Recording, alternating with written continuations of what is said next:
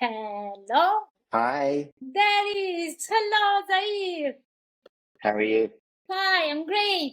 Welcome. Wow, I am so happy to have you here on the podcast. I've been wanting Likewise, you as a guest, I think, from the beginning of this podcast. very kind.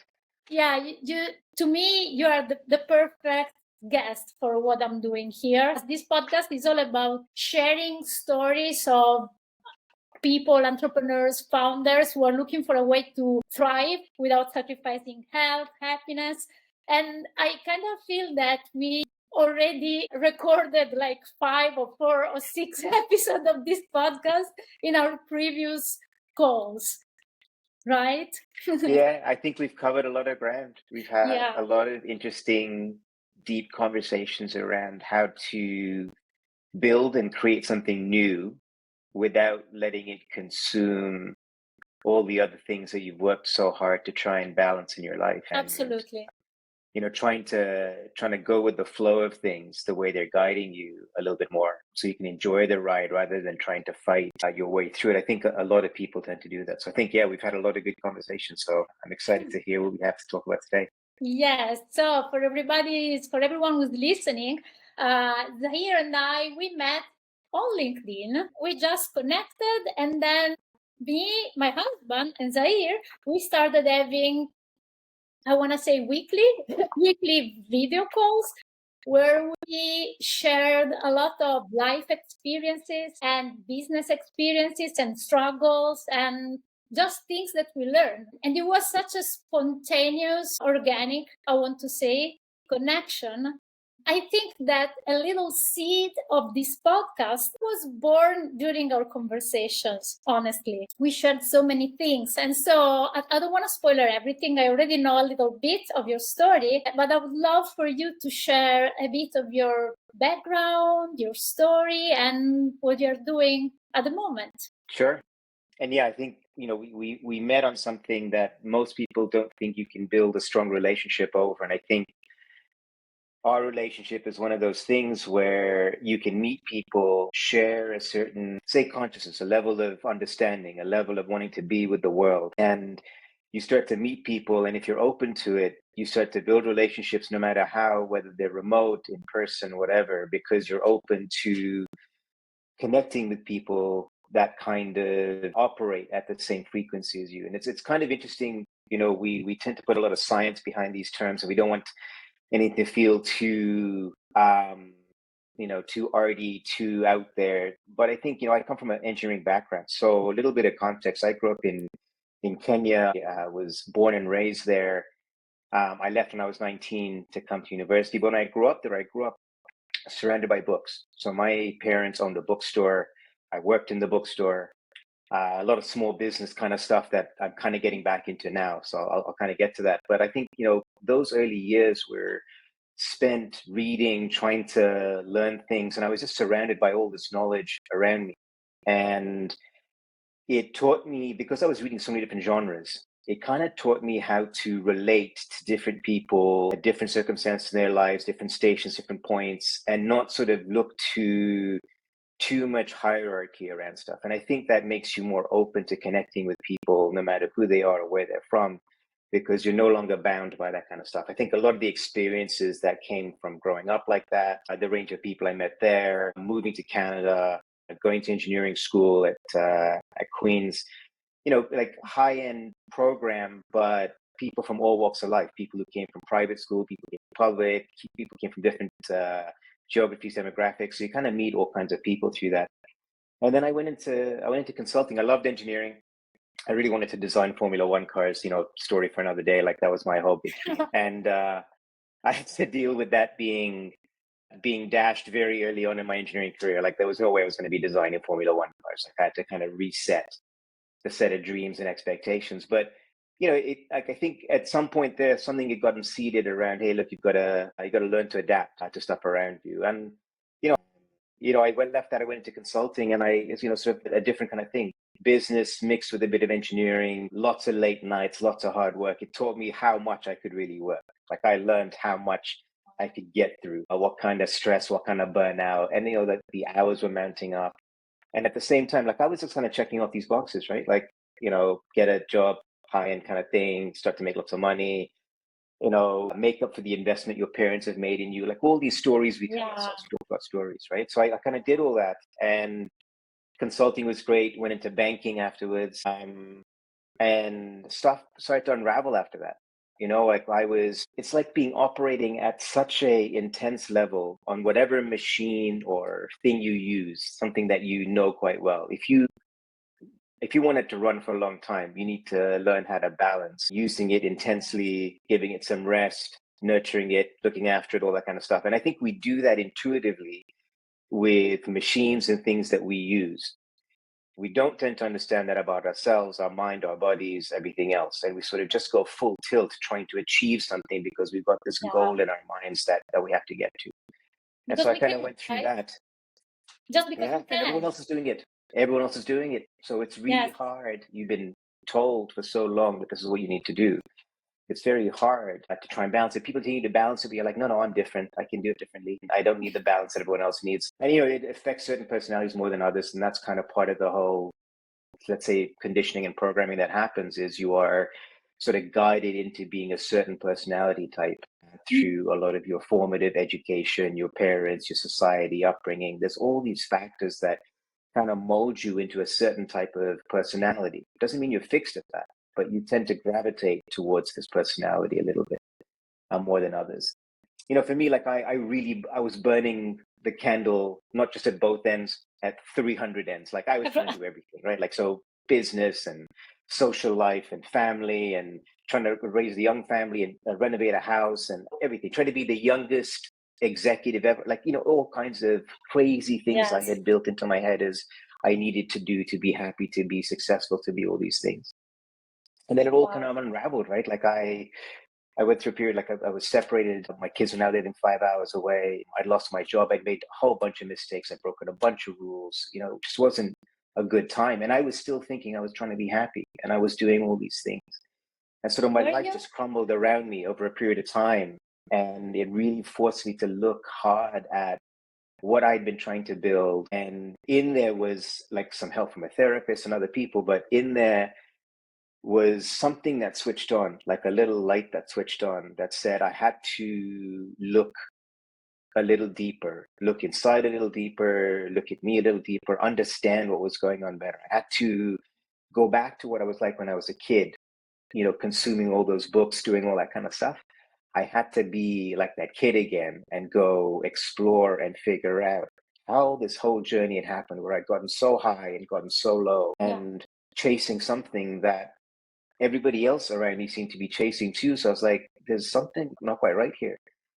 And so the last 10 years, I'd say, have been a bit of a journey around that. And today, going from consulting to banking to then trying to restart my life again and working with small startups, kind of trying to get back in tune with what was fun for me, what was joyful for me, what I really enjoyed doing. And it's meant like whole changes in life and income and all that kind of stuff. Like it's been quite challenging to look at life from the other end of where I was, because I'd reached a level of kind of financial and material kind of stuff that most of us aspire to.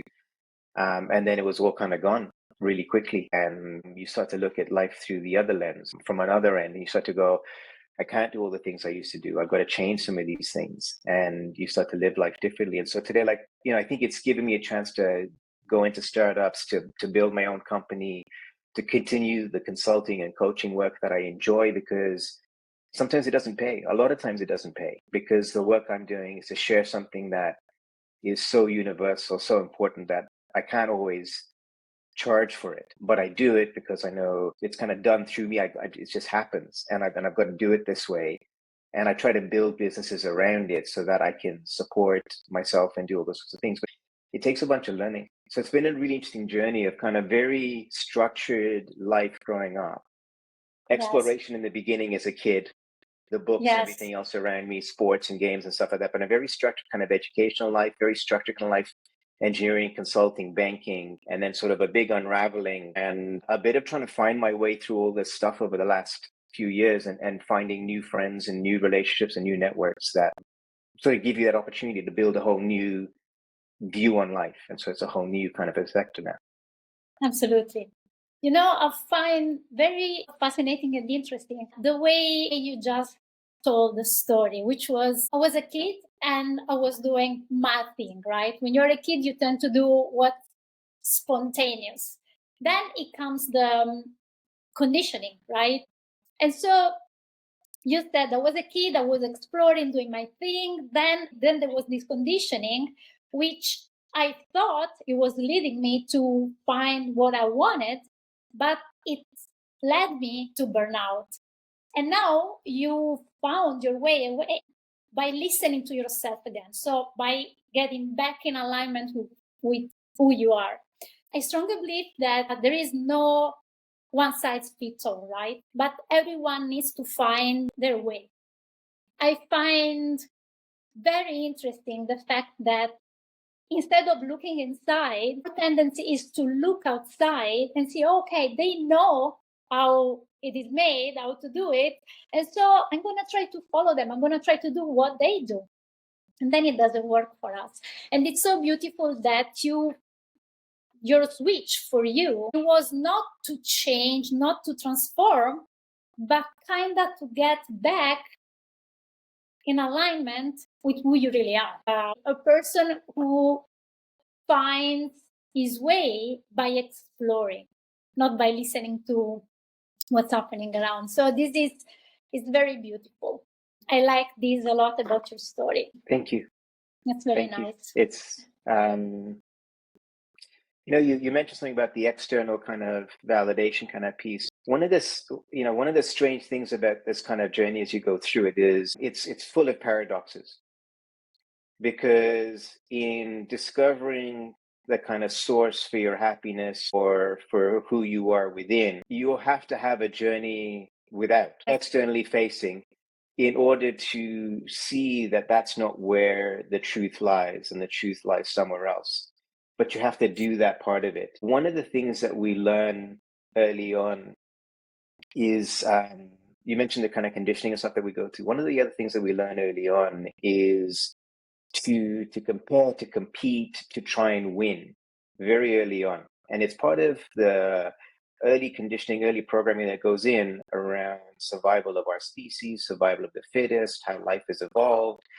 Not that any of this, there's anything wrong with describing it that way, but we can sometimes take the language from that and make that part of our cultural identity, cultural expectations, which then filter down to a family, society, or society, family, individual, who are then now trying to compete on, the strange thing now is like how people are trying to compete on spirituality, people trying to compete on oneness. Like, how can you compete on something that has by its core the lack of any kind of division, right? So it's like we just have to pay attention to the fact that you're going to face these things and that you've been taught to look at life as a competition, as something to get somewhere. And instead of that, to look at life as a series of explorations or lessons or clues. I like to look at them as clues.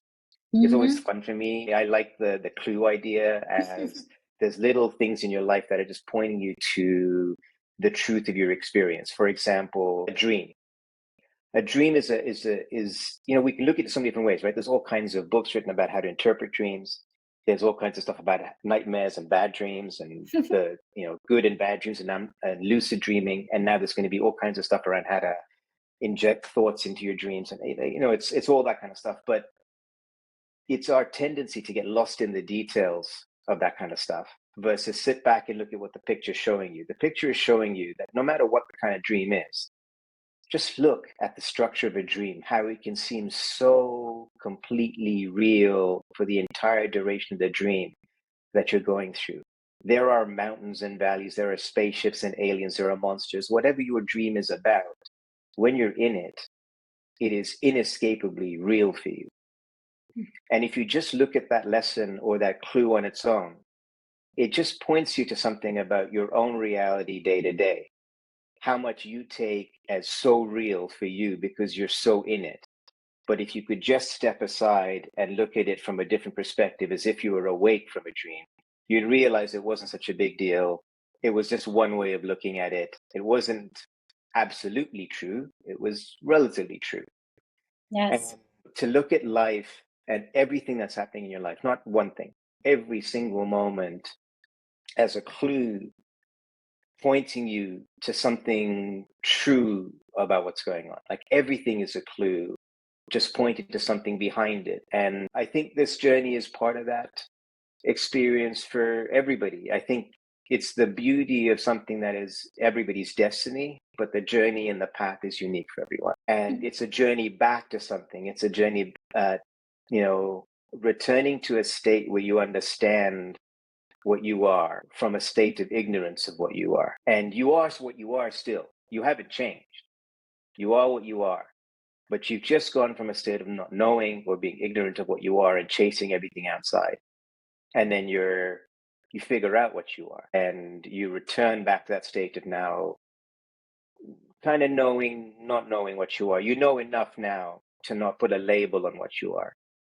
You know there can't be a label on any of this stuff, but you kind of come back to feeling that, hey, look, you now know, and it's okay. Do you think that when a person burns out, it has to do with the fact that we forget who we are? It is possible to burn out while running your business, do your things, but from a place of being aligned with your real self. That's a really great question, because in it, I think it contains so many clues about how we think about that. So my answer is, I don't think it's possible to burn out if you are truly in accordance with your true nature. No matter what you're doing, it's impossible to burn out. And then I want to try and answer the question about what I've used as definitions for those things, so that we can just make sure that because people's perspectives on how aligned they are, because now you're asking someone, they feel very aligned with what they're doing. Yes. But it's leading them down a path of discovery of that path is not right for them, but they don't know it yet. And so you almost have to go through the burnout to see it. And that's living, understanding your true self at that moment the best that you can.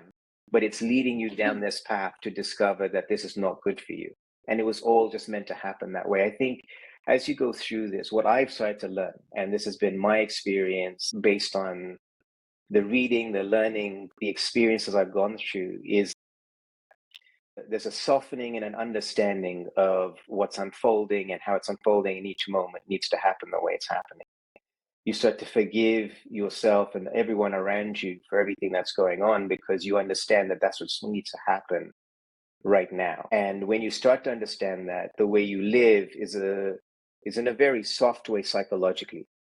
And I think this is where you want to start to tease out what we're talking about in terms of alignment and doing nothing is really taming the psychological beast that gets created through the conditioning and everything else, and bringing that into a quiet mode so that it can support the work that has to be done physically around you, everything else, without trying to pull you off. It's almost like having a rogue person, charioteer on the chariot, like trying to pull the horses a different way. And life needs to be unfolding the way it's unfolding. There's so many pieces to it. The old adage of the butterfly can create a tornado or a cyclone, whatever it is, a hurricane somewhere else. It's like everything is so interconnected. So when you're living in alignment with your true nature and purpose, you won't burn out psychologically doing that. But it may happen that as part of your journey, you have to go through something that feels like burnout. Yeah. Because it's there to show you that this door is not the door to go through. And you need to find something else because you're fighting something that's part of it. So I think it can be a teaching as part of it. But once you start on this path of living with that true purpose, and the burnout stuff drops away. It's amazing how quickly you bounce back from burnout. I remember going through it a couple of times, because I think it's been one of these features of my life. If I look back now, in school at age 16, my first job at age 27, like I had these moments of like kind of just hit a wall, because I was pushing so hard to try and make something fit. That as soon as that thing got removed, I bounced back really fast. So it really is, this burnout thing is almost like a psychological fuse, right? Think about it as that. It's like a little trip thing that trips before you go way too far into stuff. And if you pay attention, you start to go, okay, that's tripped. And what I didn't realize was I was like, okay, this tripped. I'm just going to do it here, but I'm going to try and do it the same in a different industry, but the same kind of effort. And it was like, nope. tripped again, right? And so it's like, I didn't realize that that was going on until a little later, more recently, to start to look at it and go, oh, it's because I'm trying to fight this stuff and I'm working really hard, but I don't need to do it that way. I've got to go to where I'm being pulled into. And there's lots of opportunities that I'm being pulled into. It's just that in the past, I would have been very yes, no, trying to judge all of them, trying to. Now they sort of just seem to flow one after another in a very connected way sometimes, sometimes not so. I work hard, but I don't feel burnt out. I don't feel the same mental and physical kind of tiredness that used to come with it. Yes, there's a lot. Still feels like you're pretty physical working. Yes, that's what I was saying. And there's a lot to be said about acceptance, right? There's a lot to be said. Well, acceptance is seen as surrendering to things. So like, oh yeah, I'm defeated. My personal experience is that every time I went pretty close to burnout, and the one time that I actually burned out was because I was using so much resistance. I was fighting everything so hardly that, at a certain point, burnout is not even it's not an enemy, right? It's not even an enemy. No. It's a big signal. It's like you said, it's in the wall. You just can't go on. You don't. Yeah. If we didn't have burnout, we would just die. I imagine, like we die.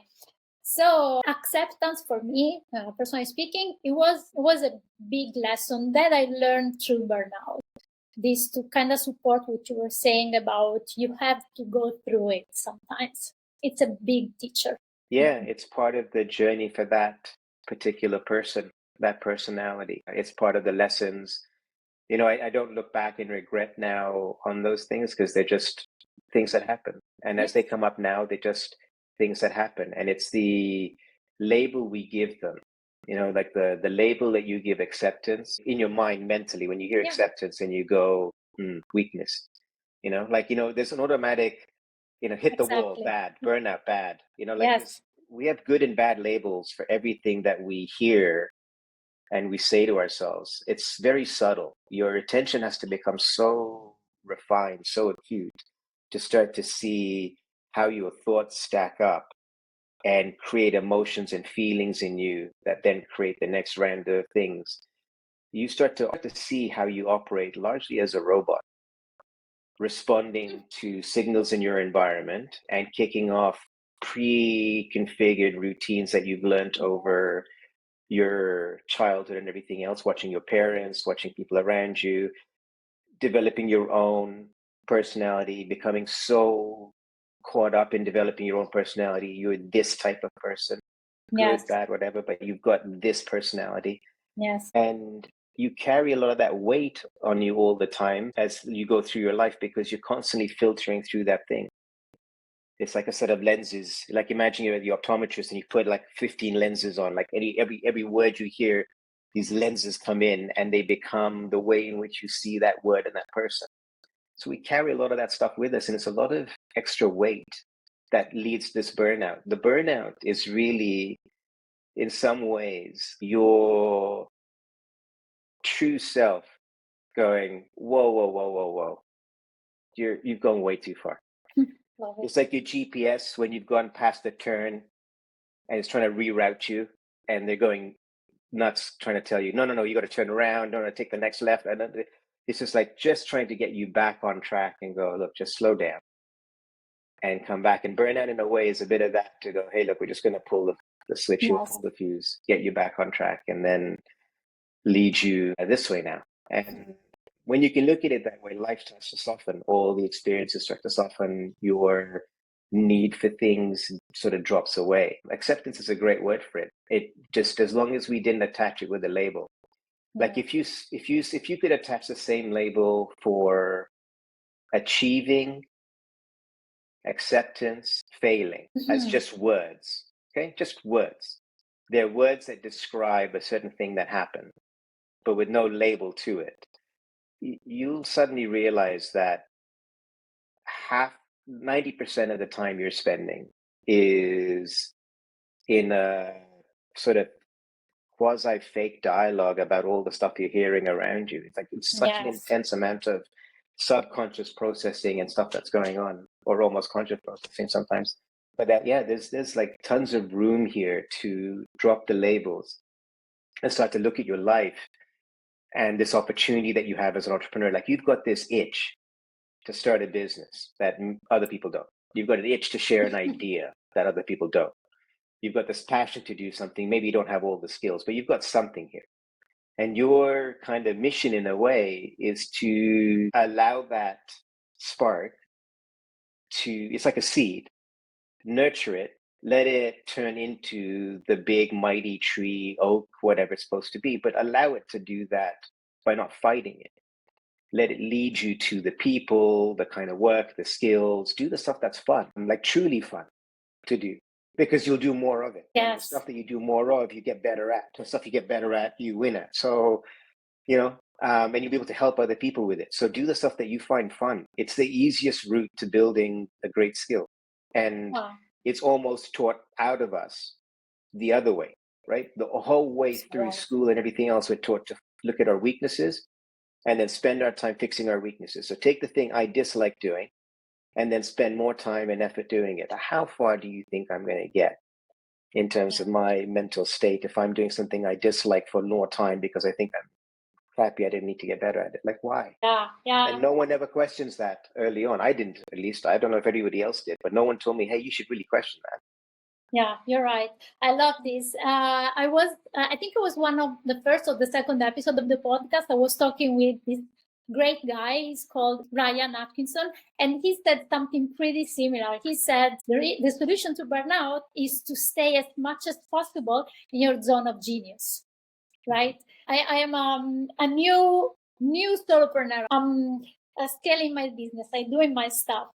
Learn to do all the little different things that are needed. And so you are accumulating skills over skills over skills over skills, but they are not your first love, right? They are not your passion. So for me, producing content, writing content, it's not my jam at all. I can burn out easily while doing it. But talking to people the way we're doing, that I can do all day long. You can put me in front of someone at 9 in the morning, I would stop talking at 11 at night, if it's something that I'm really passionate about. So again, this is why Renzo keeps us apart, because if you did that and I did that, we would talk for 24 hours nonstop. Can you imagine? I think so. That's why Renzo's like, no, just an hour at a time, please, no more. But I gotta say that Renzo, my husband, he can do the same too.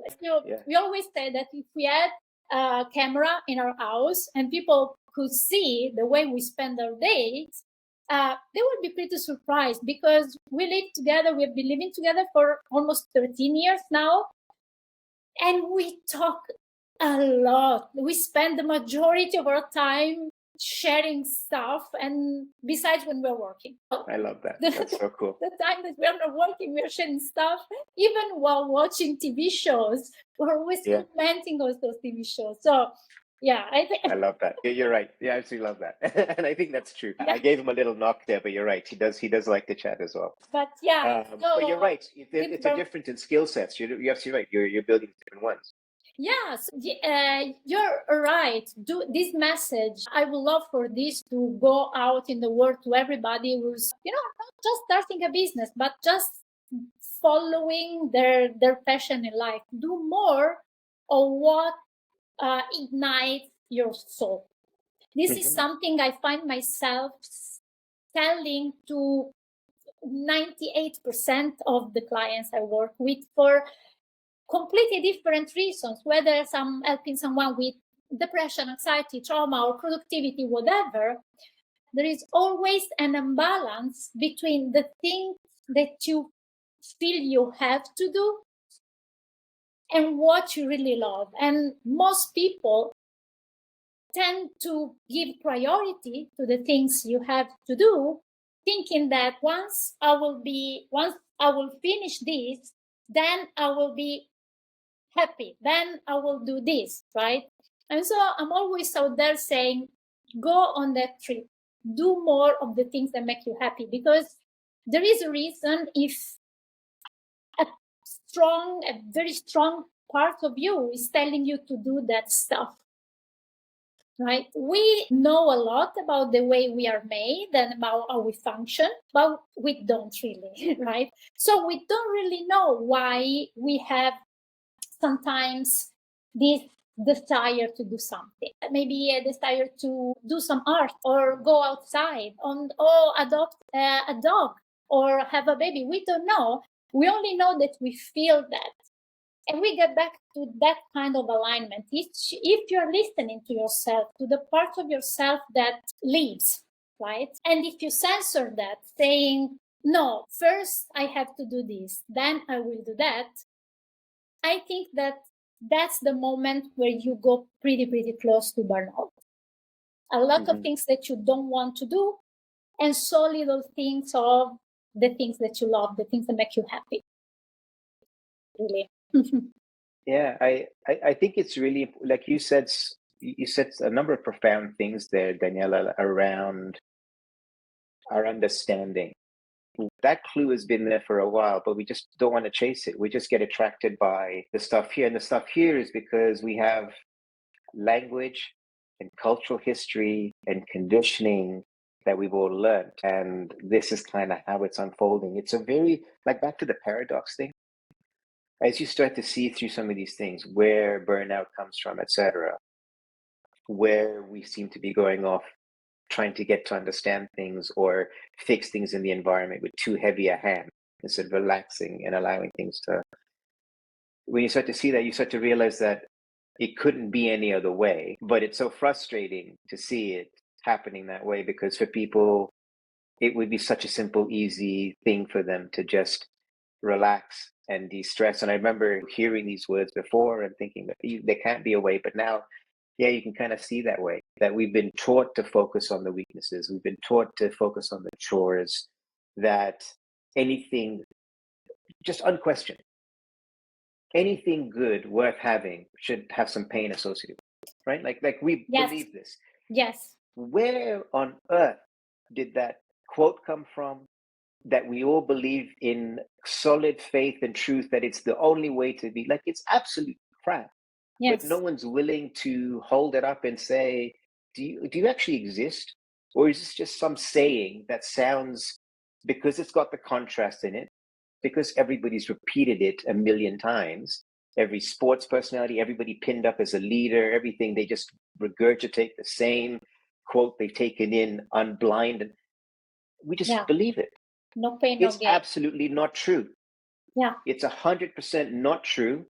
It's not the only way. It's just your perspective around it. And if more people understood it, more people would be happy just doing what they're doing, coming by the stuff that's coming their way, because the stuff that comes your way is there to help you and to support you.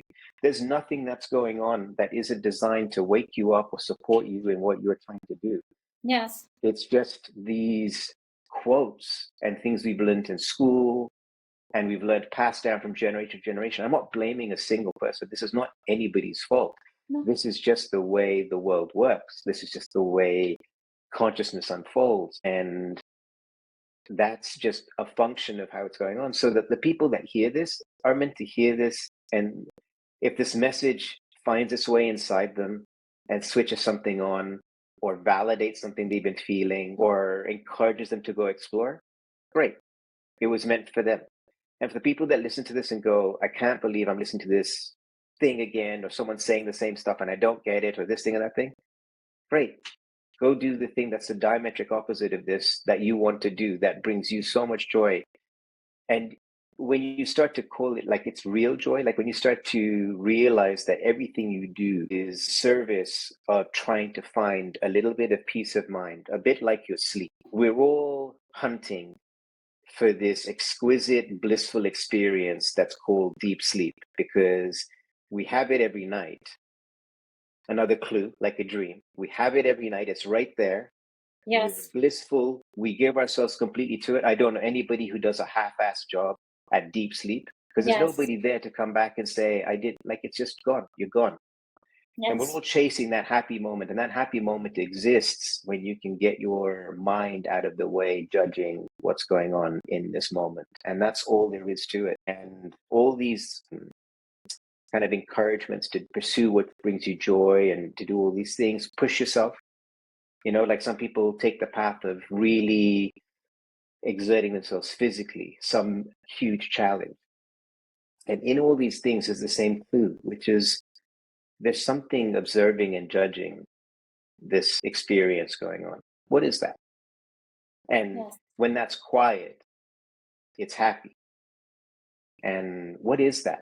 Just explore that part of it, because it's the key to kind of your entire experience. Something that looks at what's going on in every moment and is filtering and judging and talking about it and commenting on it and everything else. Like, what's that? Just look at that.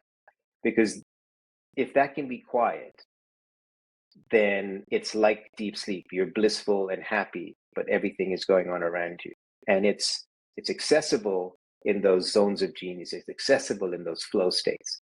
It's accessible when we're doing things that we don't comment on or judge or that kind of stuff. And a bit like the burnout comes from the incessant chatter that says, I got to do this, I got to do that, that didn't work, this has to happen. Like all that stuff that goes on that mounts.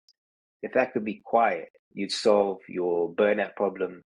You'd solve all these other things that happen there. So I think there's a connected thread through all the stuff that you mentioned, the stuff that we've talked about, the podcast guests that you've had, which is to look for this little thread that runs through all the experiences that you go through.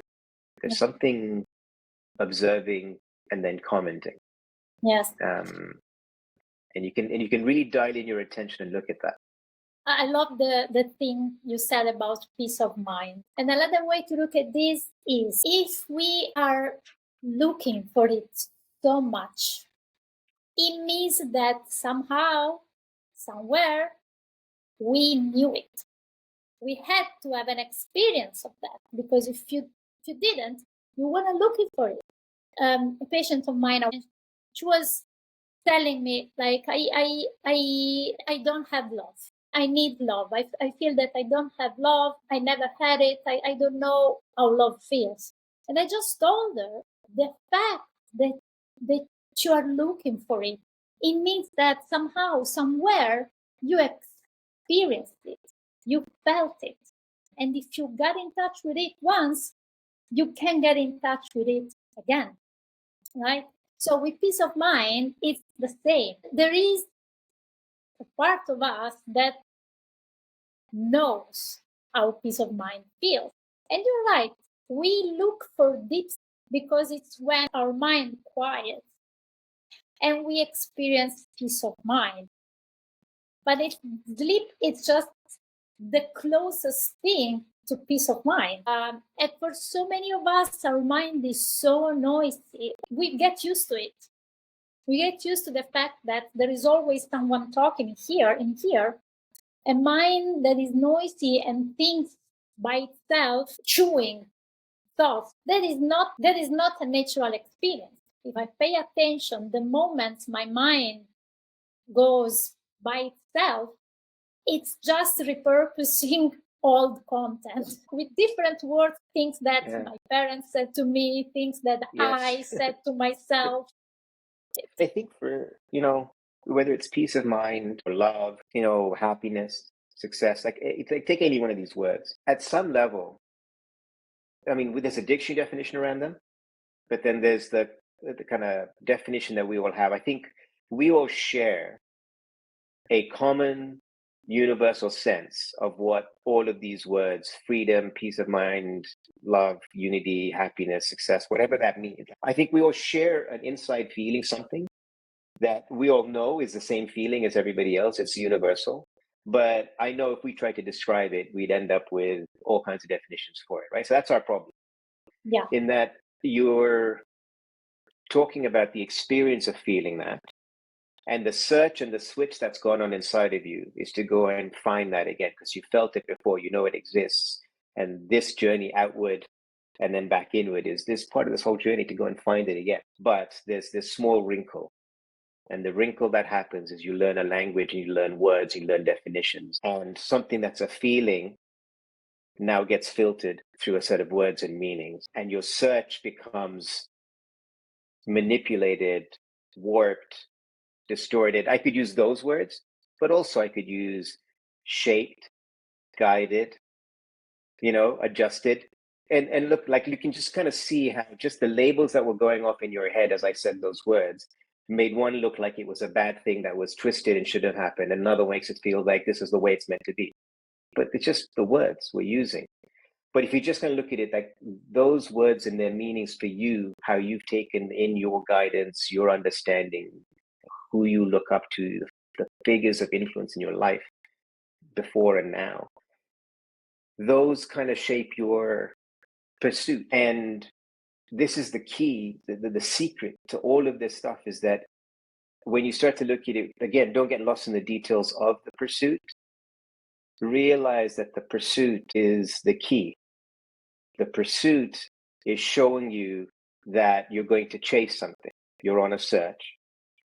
You're searching for something, you don't know what it is. You might ask a few people or come across something that says you're searching for something you already are. And if you can be quiet enough with just that, you will realize that you have to drop the pursuit, not drop the work, not drop the physical effort. You're not going to turn into a vegetable and sit at home. None of that's going to happen. But what you're going to do is drop this notion in your belief system, in your mind, and how you get up every day and how you show up every day and every moment. You're going to drop from it that you need to pursue something, that you need to acquire a state. You are already that. You are already the light that lights up your soul. You're already your soul on fire. You just got a whole bunch of things stacked on it that are blocking that fire, that light, that happiness, whatever it is that's there right now. And it's just not there for you right now because other things are stacked on top of it, which are all the thoughts and beliefs that you need to do to get to that state. And if you just let go of those things and remove them, you'll be there. And it happens all the time for you because in sleep, you don't have that stack. Not dream sleep and stuff like that, because dream is like a small stack. It's like a mishmash of things that are stacked together because the dream comes out sometimes a bit real looking or waking state looking, sometimes not so much, right? So the stack changes. When you're in your zone of genius and doing your thing and in a flow state, the stack disappears. It's gone. So it's there all the time. You have to remove the things that get in the way. And the key to removing the things that get in the way is to drop the pursuit of things that you want, like things you're trying to acquire and achieve, and just relax into the stuff that's already coming your way, whether it's coming slow or fast or whatever. You'll get it at the speed you're supposed to get it, but just slow into it. It's going to, like, the things that are going to happen are going to happen.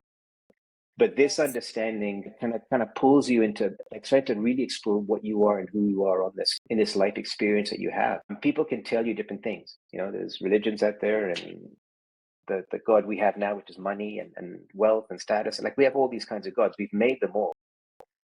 And we've decided to go down certain paths. And as a society, as a world, we sort of buy a story and then go along with it. And it's just kind of the way the world works. But there's nothing saying that you have to do that. You can look and see that every time, as I've gone through it, like every time we get stuck on the detail, there's a clue waiting in it that goes, look back at the thing and take a step back. It's like a language needs both the words and needs the grammar to work.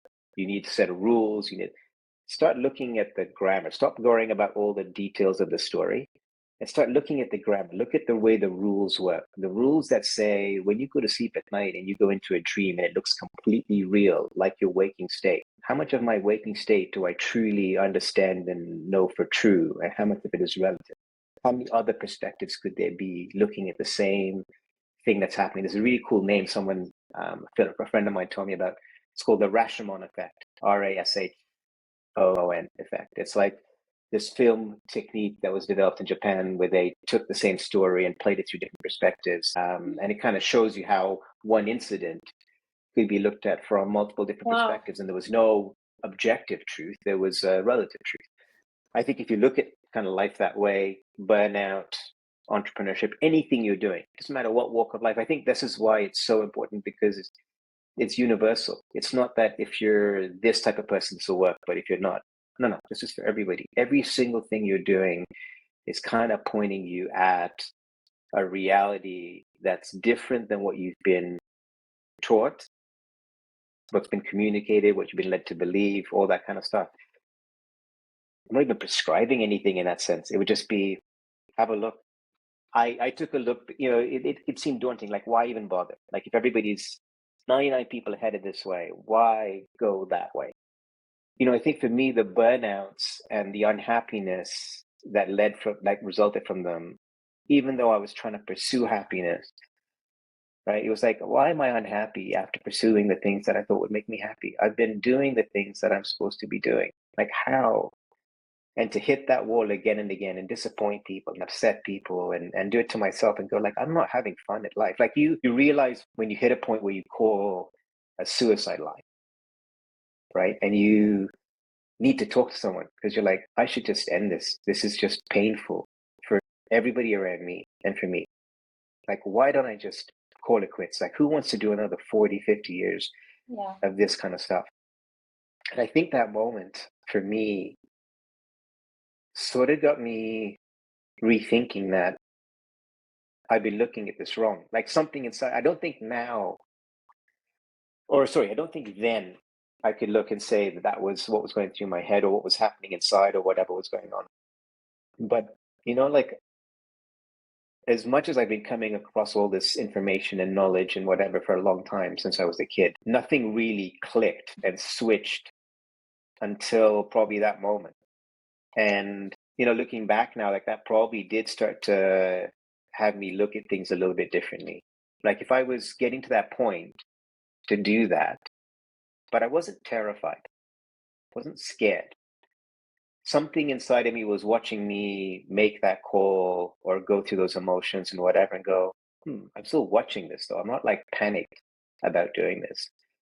It started me looking at stuff a little bit differently and realizing that no matter what I'd gone through in my life in 40 plus whatever years, there was something constant, calm, peaceful, connected, awake, free all the time. It had been there all the time. And I can feel it now. I know it now. I know it well enough now because it's a quiet mind and I can sense this and I feel this and I sit in and I spend my time in this state. But it was glimpses of that had happened before. Small glimpses in playing sport, small glimpses in meditation, small glimpses doing something you really love, being with somebody.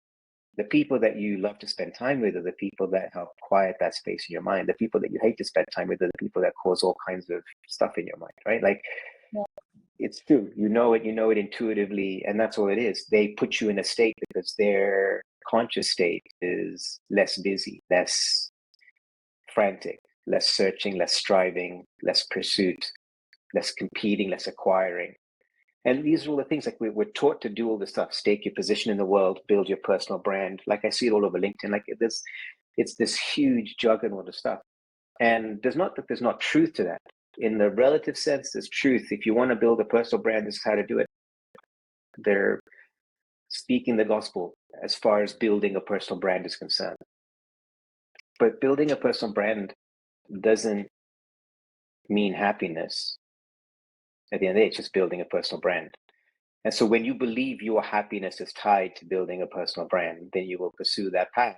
And when you realize that it's not, you'll start to look for something else. Something else will come up. And it might be fine for a while. It might be fine for a long time. But I think you'll know to yourself that you can't lie to yourself and tell yourself that my mind is quiet all the time, that I can be happy no matter what the circumstances, that I don't feel a sense of lack or a sense of unhappiness or a sense of needing to strive. But work still gets done. I'm still building a business and writing stuff and helping people do their things. And I think it's the experience of life that changes. It becomes more fun and it becomes easy. It becomes easier to help people. It becomes more fun to do that. You spend time cultivating strengths, but you start to work on things that pique your curiosity. So you're no longer in that mode of what are my weaknesses that I need to fix. You're into what's going to expand this thing of fun that I do into a broader thing of fun. Like, how many more hours of fun can I get in the day if I just accept what comes my way? Because if I accept what comes my way, then I'm not fighting against it. Like, I think your acceptance, surrender comment earlier on was spot on for that, right? Because what you're saying then is I'm not fighting and struggling against what comes, right? Chores are no longer chores. Chores are ways of expressing myself in that moment. So I might put on house music real loud and dance and clean the bathroom while I'm doing that because, hey, look, I've got an hour to do this and it needs to be done.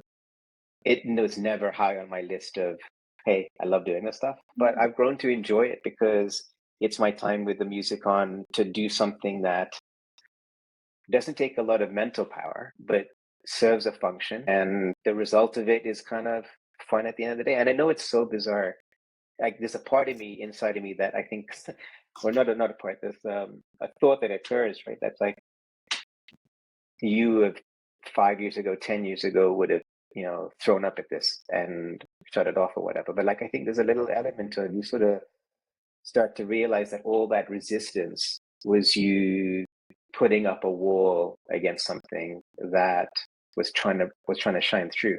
And it was just part of the journey. You had to kind of get to that. You had to reach that point to make it so attractive to pursue this path. And it has been. It's been a really rewarding path in the sense, not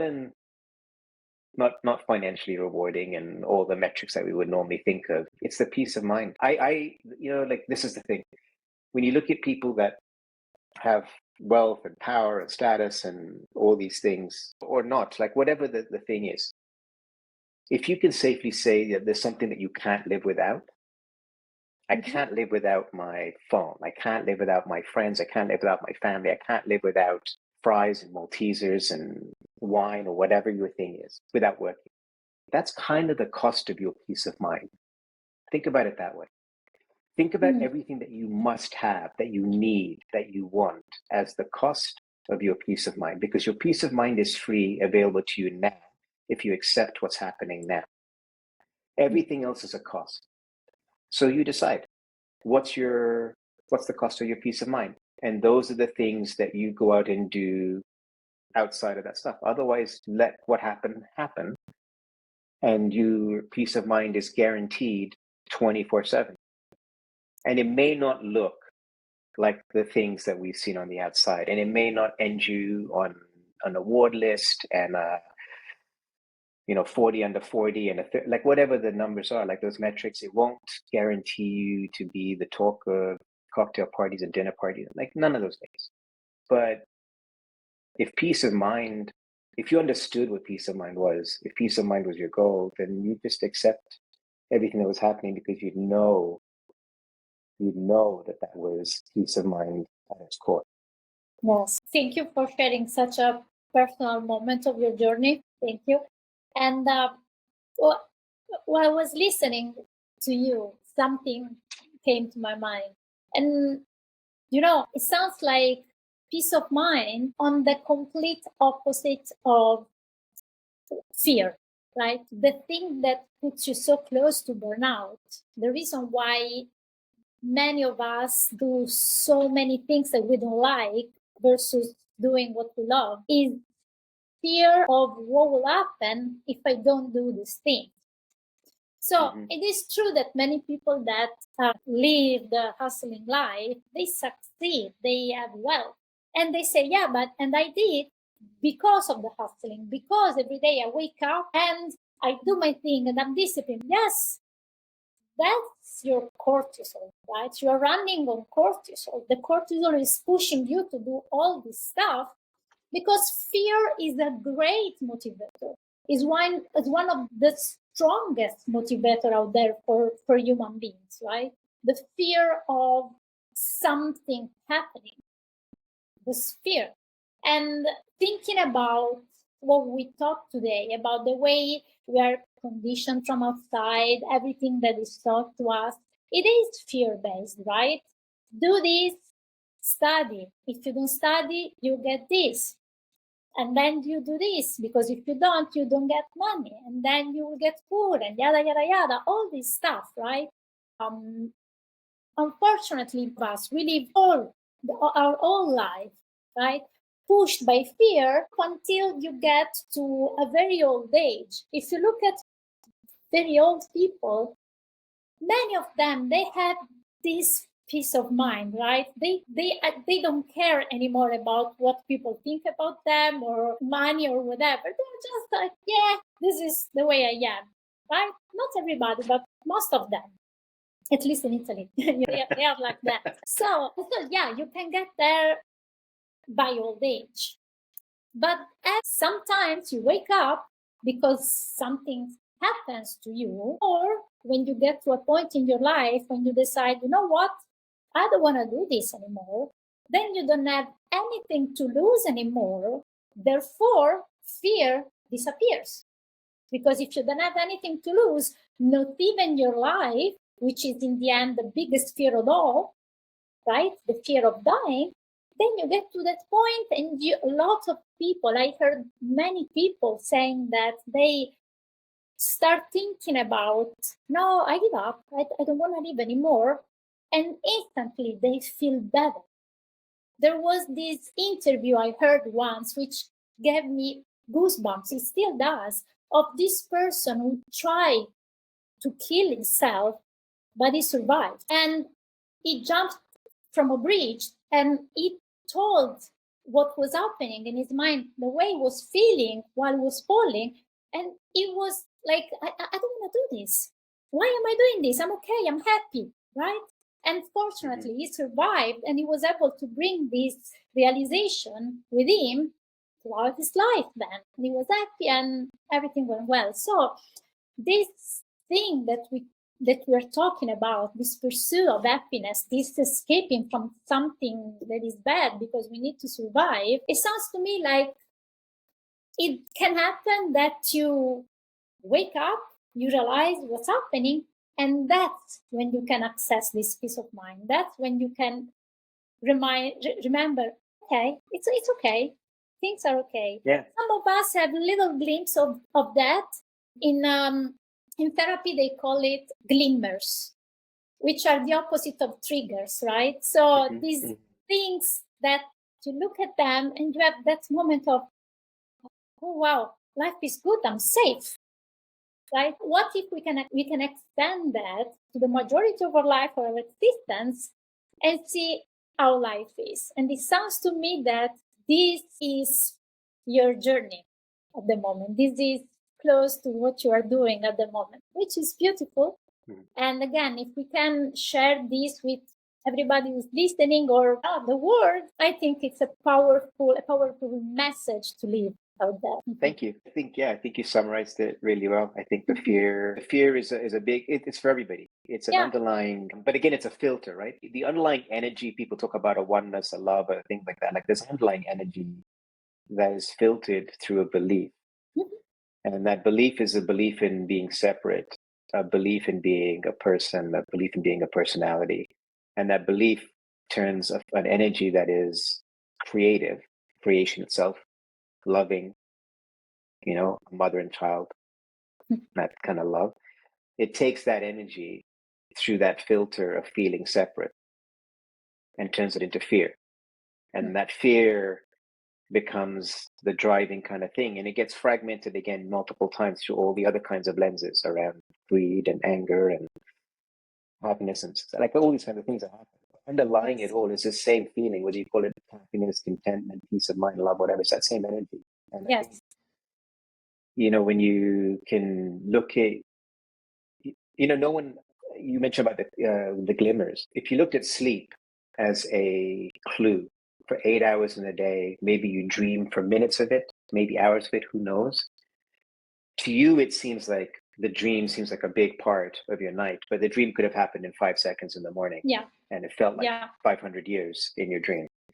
And you slept for 7 hours and 55 minutes of it or whatever, right? So that deep sleep is a clue every day that your natural state is this pure peace of mind, content, da, da, da, da.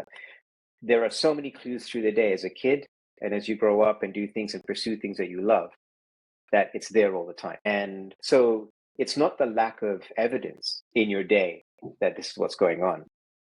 It's the lack of insight and teaching and understanding, and more it's the repetition, the heavy rotation and repetition of the contrary messages out there in media, in mass consumption, in movies and shows. And they're not doing it out of malice. It's all out of entertainment. We've got time on this planet and we're just finding ways to spend our time.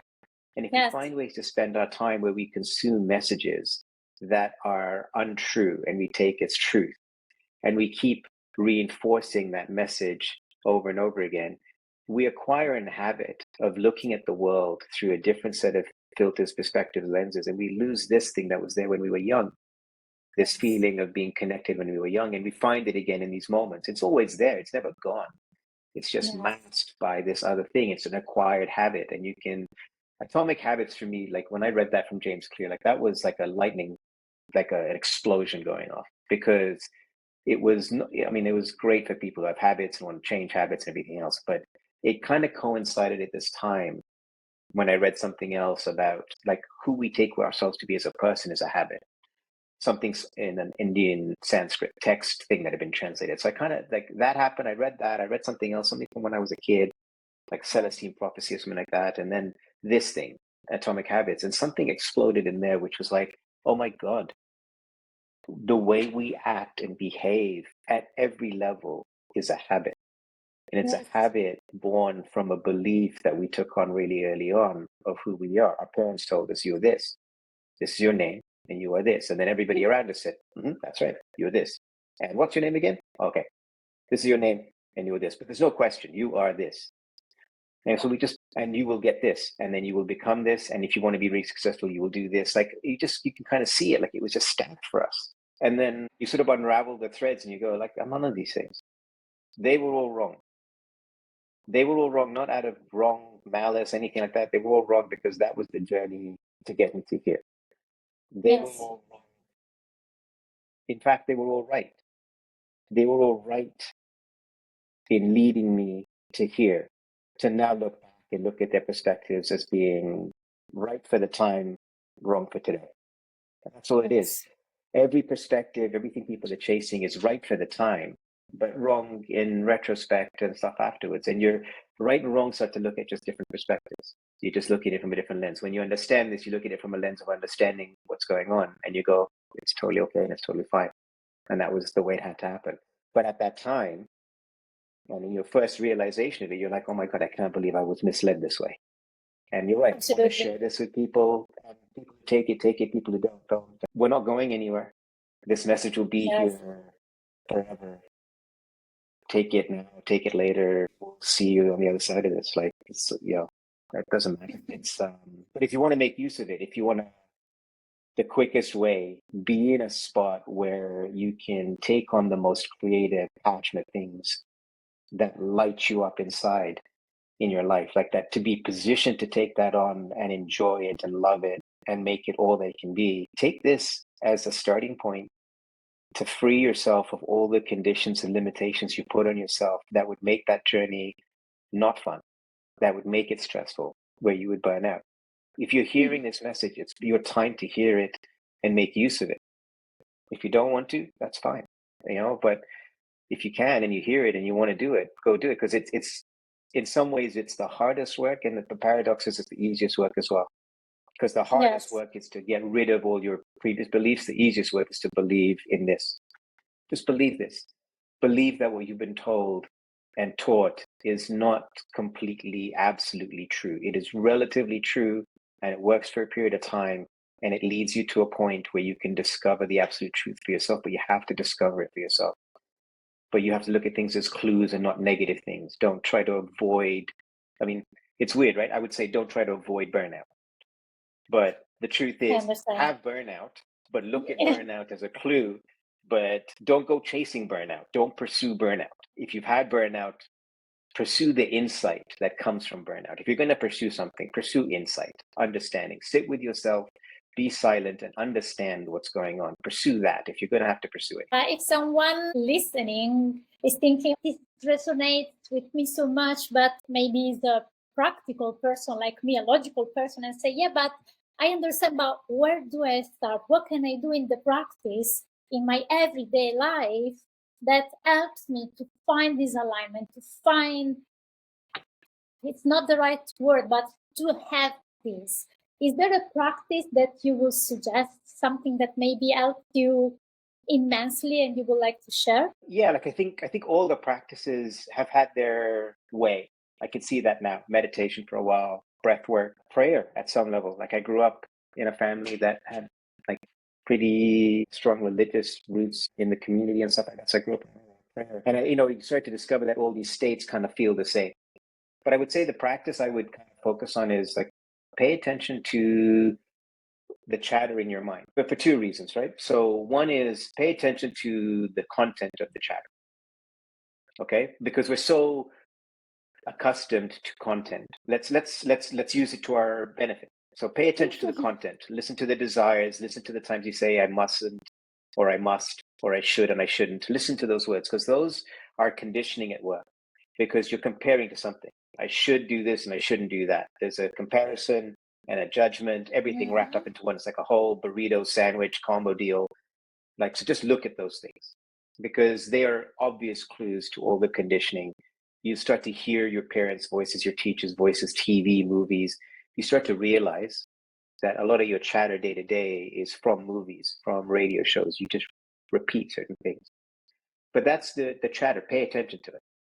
Your desires, your must, because it'll give you clues to all that. Limit your consumption of media as much as you can. And it doesn't mean don't go on it. So go on it. I spend time on Instagram and other things. Like go on it. I filtered my feed so much so that when I go on it for consumption, I'm in a different spot.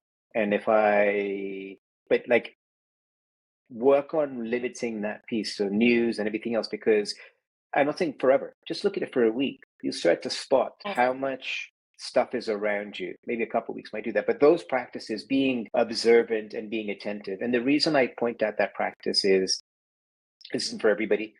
This podcast isn't going to be for everybody. So the people who are going to hear this and take this to heart are going to be people that have tried a lot of other things and now they're here.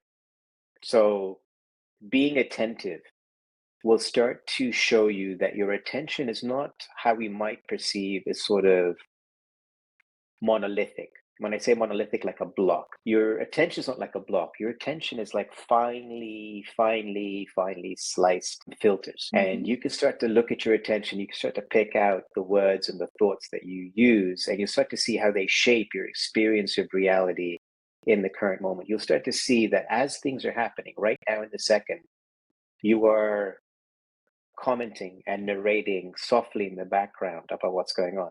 Whether you like the color of the room and the painting that you've had for 10 years, whether it's getting too old and needs a little dust, or how dirty your place looks because people are coming over later, and how, and it's subtle and it's common. And so we ignore it, but it actually completely limits and filters your experience, your perspective of someone who looks at the world that way. When you start to pay attention to it, that starts to expand. Your attention starts to flex. It becomes more flexible. It becomes more open. It becomes more expansive. It becomes more relaxed. It becomes more peaceful. But you have to kind of bring that attention to it. I think that for me, on top of meditation, everything else, I think meditation and breath work and those things formed a wedge of quiet time that started to look like all the other things. And paying attention like this started to expand that. Yes. Where, people, I see comments like, I can't meditate for 2 hours at a time. You shouldn't be. Don't meditate for 2 hours at a time. It like anything, it can be dangerous for your health. Don't do it. Just meditate enough to understand that your thought chatter is the noisy part of your existence.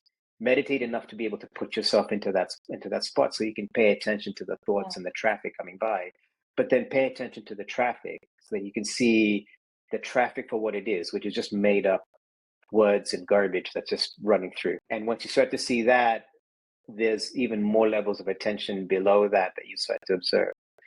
So there was the first part, which is the content. I'm asking people to pay attention to the content. The second part is, this is the more subtle part. This is where you kind of then take this exercise to another level, which is, in observing it, you realize there's someone talking and there's someone listening. Who is talking and who is listening? And which one are you? We, at some level, get taught to believe we're one thing, and the truth is the furthest from it. And when you start to pay attention, the person talking is talking in a certain language. The person listening can listen in any language. I'm just going to pause and help you just think about that for a second, right? The person talking speaks in a language. The person listening is open for all languages. The person talking is the person with the pursuit. The person listening has nowhere to go, nowhere to run, nowhere to strive for, nothing to reach, nothing to achieve. They're already there. Always there. So once you can pay attention to the content. So that's fine as an exercise to get you really accustomed to listening. But the real value, the real gem in all of this is to realize that there's a person talking and a person listening, or not a person in either case. There's something talking, something listening. What's listening? What's talking? And any words I put in are going to be incapable of describing it, because a word is going to narrow it and limit it and all that kind of stuff. But just ponder on that. Take a moment to sit quietly and reflect on the fact that there's something here that listens to something that talks. And the thing that listens doesn't have anywhere to go. And in a way, you have a choice. It's not really a choice, but you have a choice to identify with the voice that talks, or the voice that listens, or the entity that listens, the thing that listens. What's listening? And if you can connect with the what's listening, you find that that's your peace of mind. That's your inner kind of thing that's happy and peaceful and creative and all that kind of stuff. And work and all those things that may have seemed to bother you before, or may have felt like work to do, suddenly start to become expressions of what's listening. And expressions of what's listening become compassionate and become kind and become joyful and become loving. They're not the expressions of what's talking. What's talking can be made to sound loving and kind and compassionate, but what's listening is already that. It's just expressing that. Beautifully said. So for everyone who's listening, who resonates with what we talked about for the last hour and a half, probably, if you want to find that alignment, if something about what we said speaks to you, first be mindful of the content of your mind through meditation or prayer or breath work, in order to create that space of awareness that, right, there is some noise here. And be mindful of the content that you consume. So what you're putting into this container, into this mind, and then realize that, okay, there is a content, there is a voice that is speaking, and there is someone listening. And notice that, and try to stay as much as possible in the listening, let's say, again, for lack of better words, in the listening part, and observe what happens. Am I correct? It's a great summary. Perfect. Yeah, I could have used that for the end of the chapter. But yeah, I think that's it. I think it's to be mindful of that. I think, prayer, breathwork, meditation, they work for me. People have different modalities, different things. They do stuff like yoga. But I think we're all drawn to something that points us here. Yes. Everyone is drawn to dance, music, something. Yes. In psychology, we have this thing. This is basically a skill, and it's called cognitive diffusion. So it is based on the fact that normally in our everyday life, we are fused with our thoughts, right? So we are one with our thoughts, and we believe we are our thoughts. So if I think I'm an idiot, if I think I'm not capable of it, I'm not enough, or I'm not going to make it, right? This is me, because I believe I am that thought. Cognitive diffusion teaches you how to look at a thought instead of buying into a thought. Kind of like when if you've ever took a photo with one of those old camera, when you can adjust the focus and you can have something that's close to you, very clear, and the background is blurred, right? So it teaches you to detach from your thoughts. And you can do that in different ways. Some of them are pretty fun. Like, let's say the thought is, I'm not enough. You can try and repeat it over and over up until it loses its meaning. If you repeat a word of not enough, not enough, not enough, up until it loses its meaning, something happens in your mind, or in your brain, really, that stop gives meaning to that thought. And this creates a beautiful space for the awareness that you can talk about and say, okay, so that was a thought. You wake up. Another one is to say it with a funny voice. Not enough, not enough, not enough.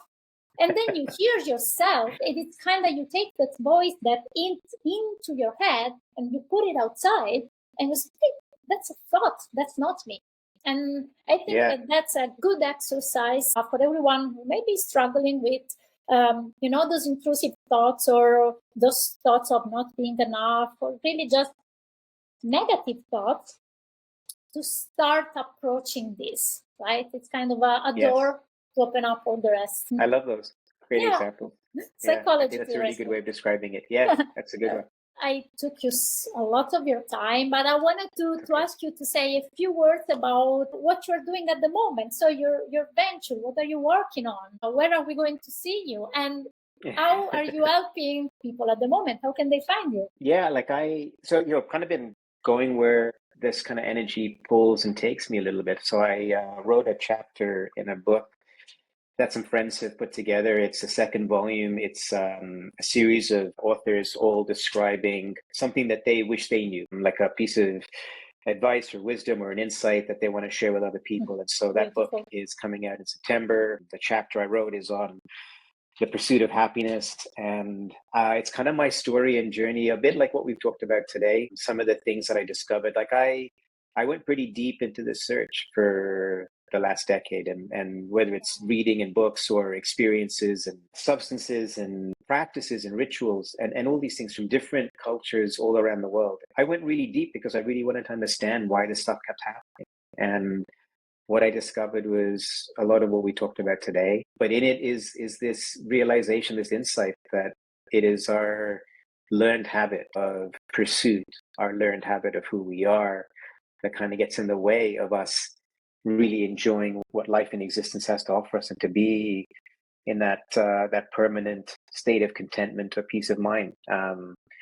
It's not get rich quick. It's not a get beautiful, healthy, fit, smart. Like, it's got none of those and none of the 10 tips and stuff like that. But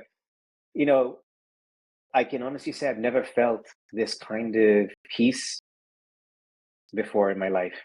And putting this into practice over the last year has brought amazing people into my world. It's changed kind of how I live and how I relate to people. So I'm really excited about this coming out. I wrote it for my kids. I wrote it as what would I want to leave with them? Like, if I couldn't leave much with them, we kind of get trained to leave assets and houses and cottages and like, here in Canada, that's the cottage thing is the big thing. But you kind of get to leave inheritance and a nest egg and all that kind of stuff. And as I went through the stuff, I was like, it'd be madness. Like, there's nothing that I can leave that'll stand the test of time like that. We all lose these things at the end. This all goes from us. In that last moment, there's nothing else left other than your understanding of who you are and what's about to happen. And even if you lose the fear of dying somehow along the way, which is possible, like, it's possible to lose that fear of dying. Either something happens, you realize something, you understand something. But when you lose that fear, you can approach death, and whenever it happens, with the full understanding of what is, what you're not. It's hard to understand and accept and describe what you are, because there are no words for what that is. But you can experience it and feel it, and that's what we're in search of. And feel or know or sense or whatever that right now the work I'm doing and the things I'm doing are part of this expression. To share it, to talk about it, to live it, to actually live it. Like, I think that's the fundamental first thing that's important to me. Like, I'm very happy to be on here. I'm very happy to share this story. but it's a welcome kind of thing to feel so true about this that I couldn't care less what happens to this work because it's out there Yeah. and it's done. And Wow. it's what I feel and what I feel is true and what need and you know, I'm excited to see it out there. I'm excited to share with people. I've built a business a couple of years ago around sharing, real stories and human connection on QR codes for gifting, for businesses, stuff like that. And I'm still building that because I think building that business allowed me to express this side of me fully.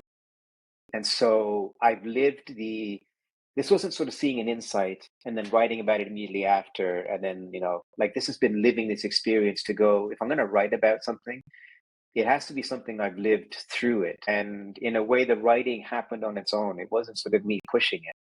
I got asked, I said yes. It's a bit like those acceptances. I just accepted the opportunities and the invites that sat in front of me. It's Yeah, a chapter in a totally. book. It's not a full book. It's just this. And so now, like my work really now is to share this insight, to work with people who want to explore this, because I think this is a gateway to understanding who you really are.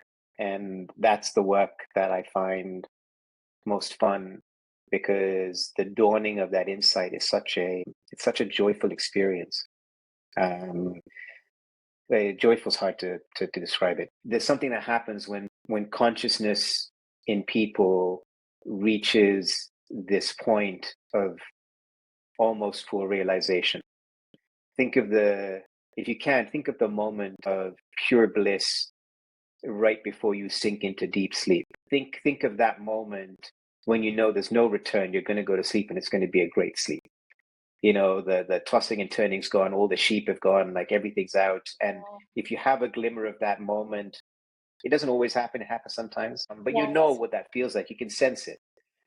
And that feeling is kind of the feeling that happens when you start to live like this. And I want to help people who are curious about it to discover it for themselves and to figure out how to do it for themselves. There's no path, there's no prescription around it. It's a bit of discovering things. But I think if you know someone who's gone through it or someone who feels that way or is exploring it, it's nice to have a friend along because you can share it and talk about it and stuff like that. So yeah, I think for me it's like the book, sharing this with people and working with them on it. Yeah, growing Vimy. I think I love what we do with it. I love sharing these personal notes. I love seeing people's faces light up when they see these video messages. And yeah, I'm excited about growing something or doing something that's non-social, non-email, kind of old school human connection.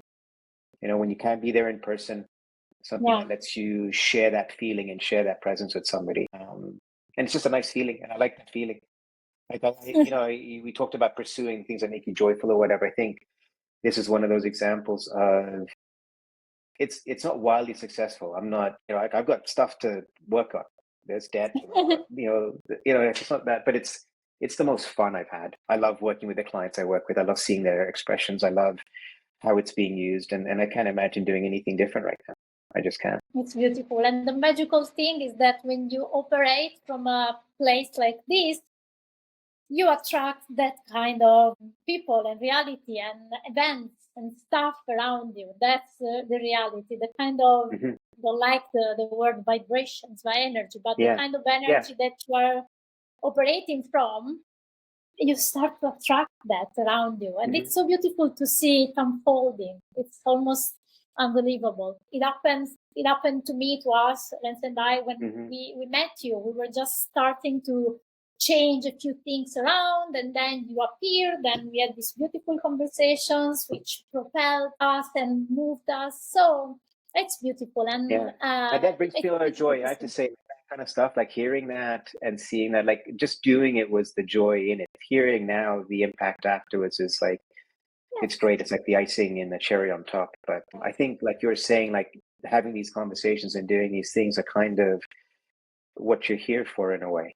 You're here to do the things that you can do, Yeah. and if what you're doing is helpful to people, great, do more of it. And you'll Yeah. know that because intuitively you won't want to do things that don't. I know people sort of say when they get to this point that you can see all the stuff, but you'll do good things. If you find immense freedom, some people might mistake it as power. It's not in that sense. It's immense freedom to accept what's happening, because you're standing in a point of such conviction in the truth of what's going on. Sorry, some people just came back door and this thing. It's okay. It's okay. It's okay. You're standing in such conviction and truth of what you are that nothing phases you.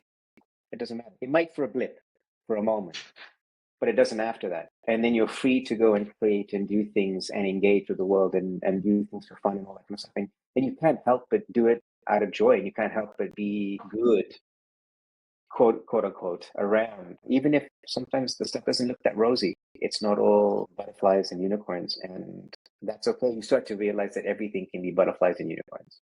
Yes. And it's beautiful to see how a thing that seems so far away from the meaning of life, like creating a business. Like, I want to create a business. And you say, okay, it doesn't have to do with life.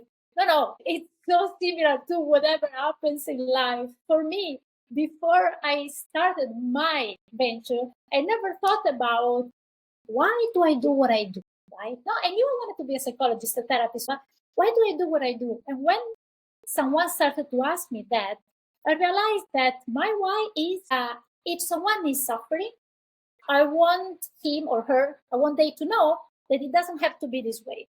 There's another way, all right? That simple as that. That's what I feel the urge to share out there. That's another way. It's not said that I know what it is, but we can find it together. Stop. Yeah. As simple as that. I love that. And before having a business, I didn't know that. I mean, I knew it, but it wasn't here. It was in front of me. It was somewhere. So it's very beautiful to see how something so apparently unrelated can help unfold something so powerful. It really unlocked it. I think starting a business really opened up my eyes. Like, it's been a gift. It's been a gift. Burnout or no burnout. Yeah. Yeah. So beautiful. Yeah. And also connected through a business thing, right? Through LinkedIn. So life, right? Yeah, I've met some great people. Like, I think a couple of the businesses I've invested in and people I'm closest to, my closest friends now, are probably a couple of people from through LinkedIn. Same, Zahheer. Okay, I won't steal any of your time. Thank you. Okay, thank you so much for being here. I will tell you when this is going to be out, and I hope to talk to you very soon again. Of course. Bye.